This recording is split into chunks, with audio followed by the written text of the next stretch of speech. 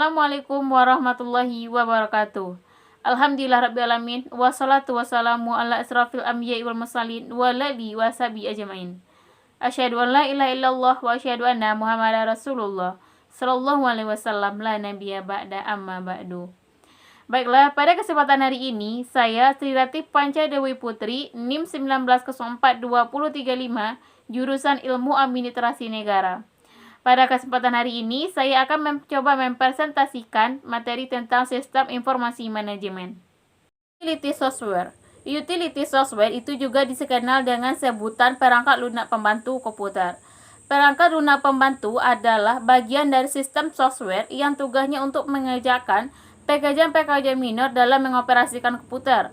Contoh dari fungsi sistem ini yaitu mempersiapkan pemakaian media disk, mempersiapkan duplikat disk file, membuat atau menghapuskan proteksi sistem software, kemudian memperbaiki bagian file atau file yang rusak, dan menguji kebenaran kerja komputer. Pun contoh dari utility software yaitu Norton Utility, VS-Install, Mac Utility, Compute, WinZip, antivirus, dan lain sebagainya. Jenis utility. Utility ini terbagi kepada dua jenis, yaitu program utility internal dan program utility eksternal. Utility internal adalah utility yang sudah ada di dalam sebuah sistem operasi. Utility tersebut sudah terinstall secara otomatis pada unsur dalam melakukan instalasi sistem operasi.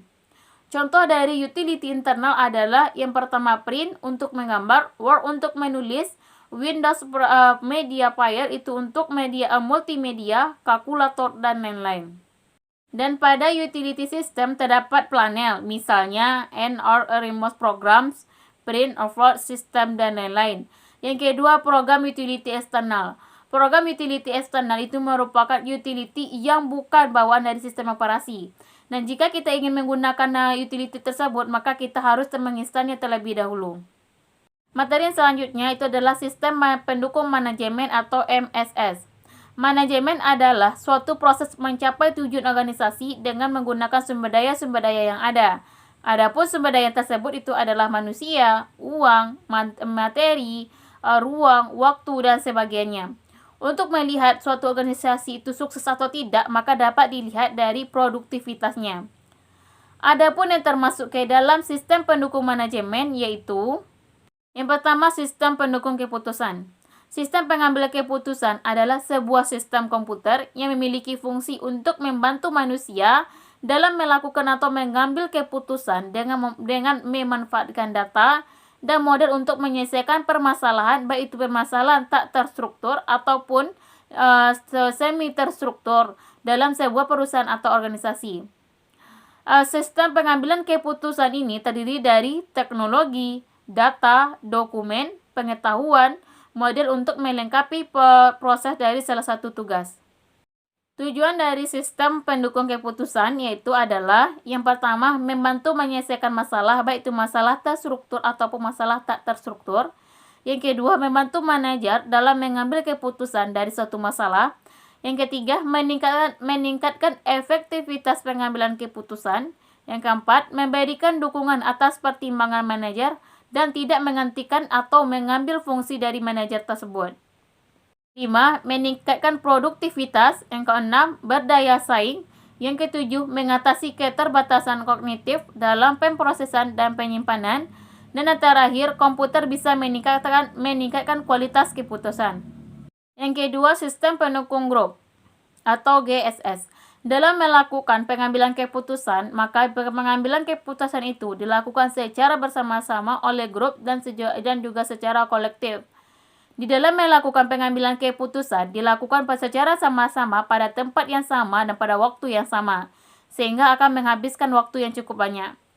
Kemudian, untuk meningkatkan kinerja grup-grup dibantulah dengan menggunakan teknologi informasi. Contohnya yaitu Total Quality Management.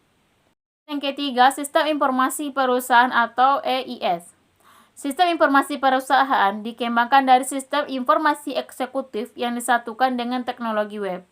Sistem informasi perusahaan mampu memberikan hal-hal yang dibutuhkan oleh perusahaan.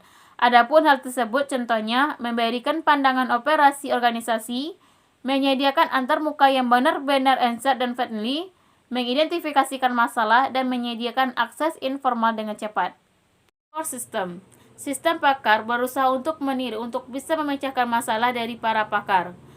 Sistem pakar di dalam organisasi digunakan untuk memecahkan masalah yang tidak terstruktur seperti merger, akuisisi, diagnosisi, masalah besar, dan strategi periklanan.